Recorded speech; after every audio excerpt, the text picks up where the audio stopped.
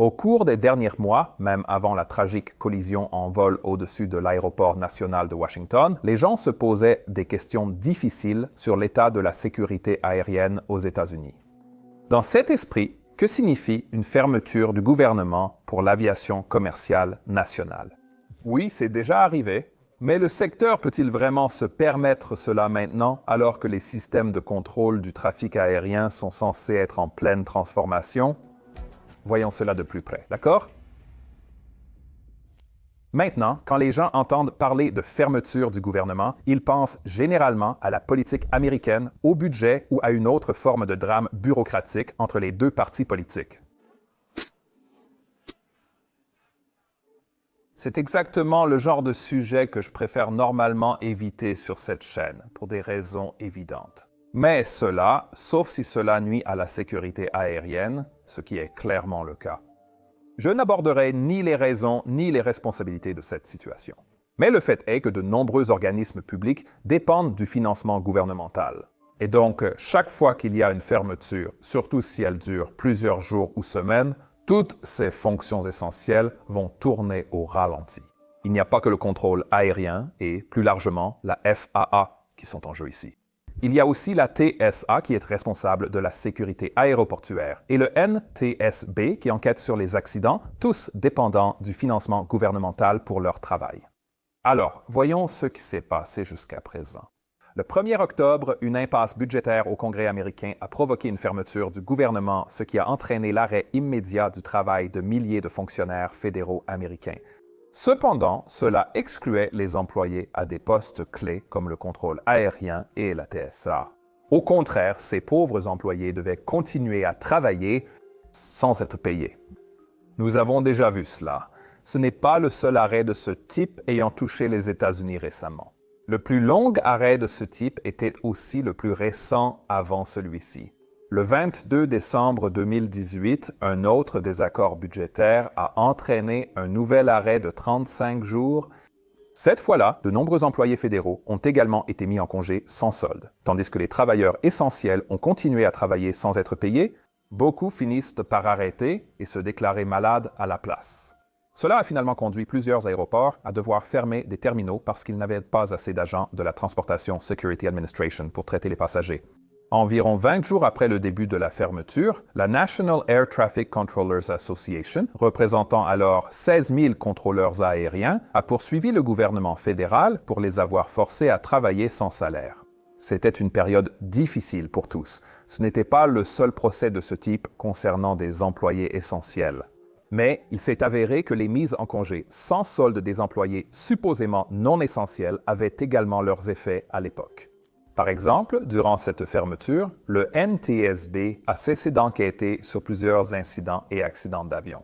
Et en ce qui concerne la FAA, alors que les contrôleurs aériens étaient évidemment considérés comme essentiels, d'autres employés de la FAA ne l'étaient pas.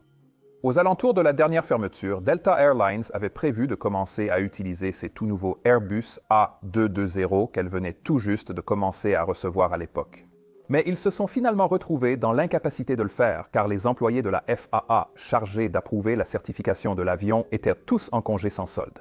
Cela a évidemment été une nuisance et était en grande partie sans conséquence, mais un autre retard similaire de certification de la FAA aurait pu être bien plus grave. Cette fermeture du gouvernement s'est produite entre les deux crashs du Boeing 737 MAX. Et selon un rapport du Wall Street Journal, Boeing espérait avoir une solution pour le problème du MCAS prête dès le début du mois de janvier 2018, bien avant le deuxième crash du MAX. Mais le travail sur cette solution et sa certification s'est alors complètement arrêté pendant les 5 semaines où la fermeture était en vigueur, car ce travail n'avait pas été jugé essentiel. Parce que Boeing et la FAA étaient d'accord pour dire que les mesures prises par Boeing après le premier crash signifiaient qu'il n'y avait pas de menace imminente pour la sécurité.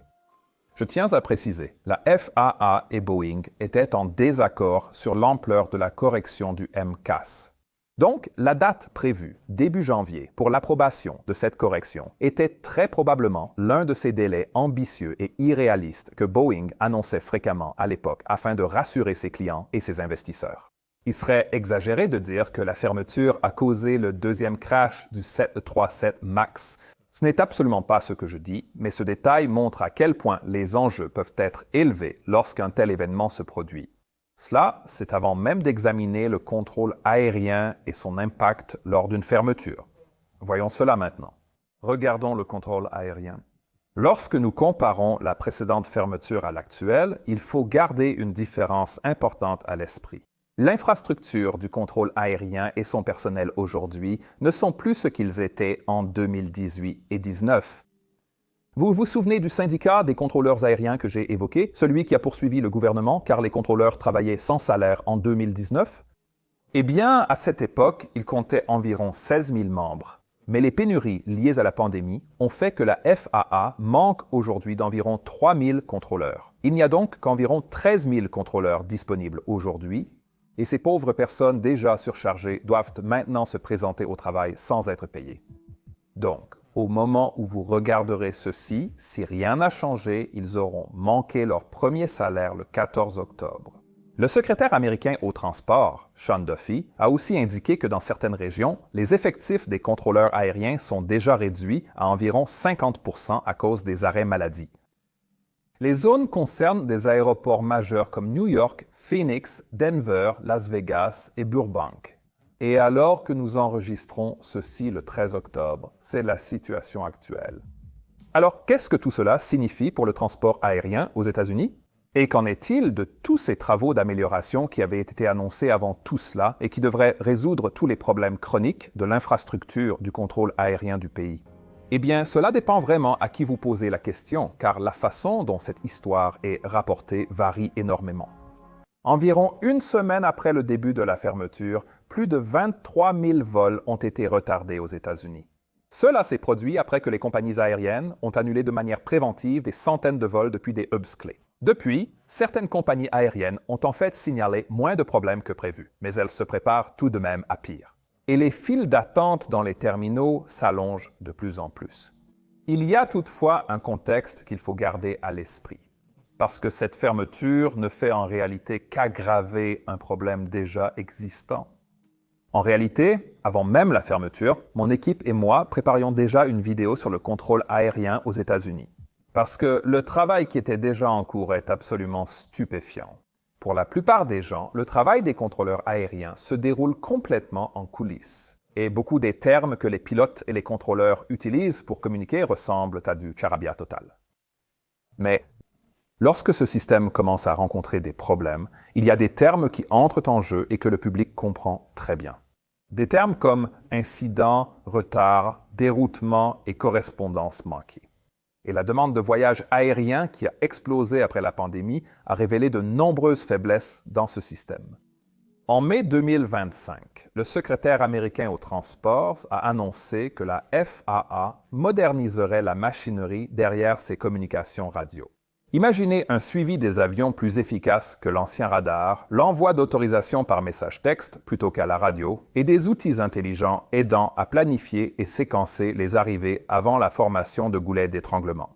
Mais, bien sûr, avec un système aussi critique qui doit évidemment fonctionner 24 heures sur 24 chaque jour, il y a un hic ici. On ne peut pas simplement remplacer le cerveau de ce système sans que les gens l'apprennent d'abord, le testent, puis le fassent fonctionner. Maintenant, pour comprendre cela et le type d'amélioration que la FAA vise, faisons un bref aperçu des différentes parties qui composent ce que nous appelons le contrôle aérien. Au sol, les contrôleurs sol et tour gèrent la piste et l'aérodrome immédiat, autorisant les pilotes à démarrer, rouler, décoller et atterrir. Imaginez ce segment comme la police de la circulation de la piste, empêchant les départs et les arrivées de se gêner mutuellement et organisant le flux au sol. Ensuite, un peu au-dessus de cela, nous avons le TRACON, ou contrôle d'approche radio-terminale, qui gère les approches et les départs. Ces contrôleurs gèrent la zone des aéroports métropolitains, organisant ou dispersant les flux d'arrivée et de départ. Ils fixent caps, altitude et vitesse pour assurer l'espacement des avions convergeant ou s'éloignant de chaque piste et aéroport. Encore plus haut, nous avons ensuite les centres, qui sont occupés par des contrôleurs en route, chacun couvrant d'immenses régions du ciel entre les villes. Et ce sont eux, les gestionnaires du trafic, gérant les pilotes d'un secteur à l'autre à travers le ciel. Les contrôleurs doivent, sur 3 couches, séparer le trafic verticalement, latéralement et assurer la transmission fluide aux équipages. Le contrôleur suivant connaît donc précisément les vols et leurs autorisations. Tout cela devient très complexe lorsqu'on prend en compte les milliers d'aéronefs et de pistes impliqués dans ce système. De nouveaux défis apparaissent aussi pour les contrôleurs. Des choses comme les drones et les hélicoptères eVTOL qui souhaitent également accéder à l'espace aérien qui a été initialement conçu et organisé pour les avions. De plus, des fournisseurs d'accès spatial commerciaux comme SpaceX demandent de plus en plus souvent des fermetures massives de l'espace aérien. Et pour rendre les choses encore plus intéressantes, si l'une de ces fusées explose après le lancement, ce qui est arrivé assez fréquemment récemment, les contrôleurs doivent manœuvrer tous les appareils présents dans l'espace aérien concerné afin de les éloigner de tout débris susceptible de retomber. Ce système peut être très complexe, mais une complication un peu plus simple ici, c'est l'âge du système utilisé. La majorité de ces systèmes restent analogiques, utilisant des composants inchangés depuis des décennies. Ainsi, les contrôleurs aériens américains actuels gèrent plus de travail que nécessaire avec une technologie vieillissante de plus en plus difficile à entretenir. Un trafic aérien plus dense implique de réduire la dépendance aux communications radio-vocales. Et heureusement, la technologie nécessaire pour résoudre tous ces problèmes existe déjà. Pour comprendre cela, vous devez penser aux 3 choses que les contrôleurs aériens doivent faire. Ils doivent voir les avions. Ils doivent pouvoir communiquer avec eux et ils ont besoin de bonnes informations pour décider quoi faire avec eux. C'est un sujet vraiment vaste, mais l'idée de base ici, c'est que ces 3 fonctions devraient être combinées autant que possible. Et une technologie déjà en service qui fait cela s'appelle la communication de données. Cela transforme de longs messages radio et leur répétition en messages courts et sans ambiguïté qui s'affichent sur les écrans du poste de pilotage. Ce système se nomme la communication de données entre contrôleurs et pilotes ou communication de données entre contrôleurs et pilotes. Grâce à cela, le contrôleur aérien peut modifier la route ou l'altitude en quelques frappes seulement et les pilotes peuvent ensuite examiner et accepter ces autorisations sur l'écran. Désormais, grâce à ce système, les communications peuvent être accélérées et la radio est réservée uniquement aux messages vraiment importants, comme les urgences ou ces moments où, comme on dit, nous, les pilotes, avons vraiment besoin de clarifier quelque chose. Mais nos ordinateurs de bord, qui reçoivent ces messages du contrôleur aérien, pourraient également renvoyer des informations au contrôleur. Donc, la prochaine étape ici, qui est déjà en phase de test d'ailleurs, consiste à évoluer vers ce qu'on appelle les opérations basées sur la trajectoire. Cela signifie que les ordinateurs de bord tiendraient le contrôleur aérien informé de l'heure exacte à laquelle un vol atteindrait chaque point de cheminement le long de sa route. Cela permettrait aux contrôleurs de séquencer les vols pour l'approche alors qu'ils sont encore à des centaines de kilomètres, évitant potentiellement les circuits d'attente. Encore une fois, c'est un sujet assez complexe. Mais ce qu'il faut retenir, c'est que des technologies comme celle-ci pourraient potentiellement simplifier énormément tout ce système, tout en réduisant également la charge de travail pour les 2 pilotes et les contrôleurs aériens et en diminuant le risque d'erreurs de communication. Mais, bien sûr, pour que cela fonctionne, tout doit être fait correctement, tout en s'assurant que ce nouveau système puisse être mis à jour et amélioré à l'avenir. Les experts veulent surtout un iPhone avec des applications installables et remplaçables selon les besoins, sans se soucier de leur capacité à partager des données. Ou du moins, c'était la réflexion initiale basée sur les plans annoncés par le secrétaire américain au transport en mai dernier. Et ce système unique, combinant toutes les fonctions du contrôle aérien, serait appelé la plateforme d'automatisation commune. Mais même après l'injection de fonds records sur un an qui a suivi cette annonce, le directeur de la FAA, Brian Bedford, a informé ses employés que l'agence n'a pas les fonds nécessaires pour créer un nouveau système logiciel. À la place, Brian Bedford a proposé une alternative plus simple. Pour relier ces 3 plateformes existantes, voir les avions, leur parler et déterminer quoi faire. Ce lien combinerait ces fonctions plus étroitement sans les remplacer entièrement. Et l'idée, c'est que cela peut être fait beaucoup plus rapidement et que cela n'impliquerait pas de tout miser sur une seule et gigantesque nouvelle plateforme de remplacement. Le système de contrôle aérien, censé être entièrement nouveau, serait en fait seulement presque nouveau. Il utiliserait une intégration moderne autour de noyaux hérités renforcés, qui seraient ensuite remplacés par phases lorsque le risque et les bénéfices pourraient le justifier. Ce qui a du sens quand on prend en compte que toute mise à niveau doit fonctionner en parallèle avec ce qui existe déjà. Et c'est particulièrement vrai si les anciens et les nouveaux systèmes sont radicalement différents les uns des autres. Les installations du contrôle aérien devront maintenir les anciens systèmes pendant la construction du nouveau. Leur personnel doit pouvoir travailler sur les deux systèmes. En plus de cela, il existe actuellement aussi des différences entre les équipements hérités selon les différents sites, ce qui signifie qu'une solution qui fonctionnerait bien à un endroit n'est pas garantie de fonctionner partout ailleurs. Cette modernisation ne peut pas être une solution universelle. Jusqu'à présent, nous n'avons examiné que les systèmes techniques, mais les personnes qui gèrent tout cela font aussi partie du problème. Et comme je l'ai déjà mentionné sur cette chaîne, le recrutement et les conditions de travail des contrôleurs aériens aux États-Unis ne se sont pas très bien passés ces dernières années. Pendant longtemps, le recrutement a été beaucoup trop lent. Et bien que la fermeture du gouvernement américain en 2019 n'ait pas mis les contrôleurs en congé sans solde, elle a tout de même fermé l'Académie de formation des nouveaux contrôleurs pendant près de 6 mois. Et puis, bien sûr, est arrivée l'année 2020 et la pandémie, qui a d'abord fermé puis considérablement réduit la capacité de sortie de l'Académie jusqu'à la mi-2022. Maintenant, lorsque le recrutement faiblit, même pendant une courte période, les conséquences durent alors plusieurs années. Et cela s'explique par le fait que la formation des contrôleurs aériens prend beaucoup de temps si l'on veut la faire correctement. Et lorsque vous combinez cela avec les départs à la retraite anticipés de contrôleurs aériens expérimentés qui ont eu lieu pendant la pandémie, le résultat est exactement ce à quoi on pouvait s'attendre. Pas assez de professionnels certifiés là où on en a le plus besoin et pas assez de marge pour retirer les stagiaires des plannings pour les cours et les simulateurs sans perturber le programme. Donc, en ce qui concerne les contrôleurs aériens, la complexité commence par un parcours de formation qui implique des années de sélection, de formation à l'académie, puis se poursuit par une longue montée sous haute pression pour que les contrôleurs soient certifiés dans une véritable installation. Cette dernière phase est aujourd'hui le vrai goulot d'étranglement du système. De nouveaux contrôleurs aériens apprennent l'espace et les procédures locales, les schémas météo et le rythme d'une salle radar, tandis que du trafic réel circule autour d'eux. Même avec un budget suffisant, les progrès dépendent de la disponibilité des instructeurs, des simulateurs et des capacités de formation réelles. Il n'est évidemment pas possible de certifier 3 fois plus d'élèves pilotes l'année prochaine si vous n'avez pas assez d'instructeurs disponibles pour les former. Il faut également garder à l'esprit que la modernisation de ces systèmes entre en concurrence avec le temps des mêmes personnes qui, autrement, formeraient les élèves pilotes, c'est-à-dire les plus expérimentés. La FAA a essayé d'ouvrir un centre de formation secondaire. Mais même après cette collision à l'aéroport national de Washington, D.C. plus tôt cette année, le Congrès a annulé cette initiative et l'a qualifiée de gaspillage d'argent. Ensuite, nous devons aborder la question de l'emplacement. Ce n'est pas seulement le nombre de contrôleurs aériens qui compte, mais aussi leur emplacement.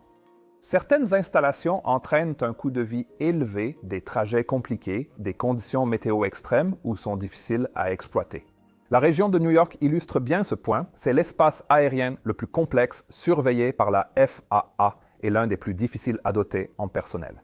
Bien sûr, il est possible de déplacer le personnel, mais un nouveau lieu implique également une nouvelle formation. Le résultat, c'est un patchwork où les lieux les plus fréquentés sont aussi les plus difficiles à maintenir en effectif. C'est précisément l'opposé de ce qu'exige la résilience. Ensuite, lorsque l'effectif est insuffisant, les heures supplémentaires deviennent la procédure opérationnelle standard, ce qui peut être supportable à court terme, mais n'est pas viable sur le long terme. Parce qu'il faut garder à l'esprit ici que les mêmes rythmes circadiens auxquels nous, les pilotes, devons penser s'appliquent aussi aux contrôleurs aériens. Donc, la fatigue est une menace bien réelle ici. Cela signifie que passer rapidement de services matinaux à des services tardifs ou enchaîner de longues périodes de travail avec un temps de récupération minimal va grignoter la vigilance de manière subtile d'une façon qui n'est peut-être pas évidente sur un planning, mais qui peut tout de même avoir des effets très réels. Et pour aggraver encore la situation, à partir de l'année prochaine, le temps de repos obligatoire pour les contrôleurs aériens américains avant une prise de service de nuit sera réduit de 12 heures à 10 heures. On offre désormais aux contrôleurs aériens un écran et un système plus intelligent. Mais cela signifie très peu de choses si les personnes qui les gèrent en sont à leur 6e longue journée consécutive ou dorment très mal entre les services. C'est un travail extrêmement intense, une prise de décision condensée, une priorisation constante et la charge émotionnelle de savoir que de petites erreurs peuvent avoir des conséquences très graves. Et cela m'amène enfin au dernier point que je souhaite aborder ici, à savoir la santé mentale. Vous voyez, les contrôleurs sont soumis à des normes médicales presque identiques à celles auxquelles nous, les pilotes de ligne, sommes soumis. L'objectif est, sur le papier, de s'assurer que la personne qui travaille sur chaque secteur du contrôle aérien est apte à le faire, mais l'effet secondaire peut être tout aussi glaçant. Vous voyez, si demander de l'aide risque d'entraîner la révocation du certificat médical d'un contrôleur aérien, il est moins probable qu'il cherche réellement cette aide. Et cette dynamique en elle-même peut dissuader les recrues potentielles et pousser les professionnels expérimentés à traverser les périodes difficiles ou à s'automédiquer plutôt qu'à accéder aux soins. Je pense que tout le monde dans ce système souhaite que les contrôleurs aériens soient en bonne santé et bien soutenus. Le processus doit donc refléter cela en réduisant le risque perçu pour la carrière lorsqu'on demande de l'aide, ce qui est quelque chose qui me passionne personnellement. Pour revenir aux fermetures, avec tout ce que je viens de dire, imaginez comment cela va affecter quelqu'un qui veut devenir contrôleur aérien. Je pense qu'il y a un réel risque que nous soyons maintenant confrontés à des problèmes de personnel encore plus importants et par conséquent à des risques accrus de pression sur le système. Personne ne souhaite que la politique nuise à la sécurité. J'espère donc vraiment que cette vidéo sera obsolète au moment où vous la regarderez et qu'au moins ces problèmes auront été résolus. Qu'en pensez-vous? Ces changements techniques auront-ils lieu et quel impact les fermetures auront-elles sur la formation des contrôleurs aériens? Faites-le moi savoir dans les commentaires ci-dessous.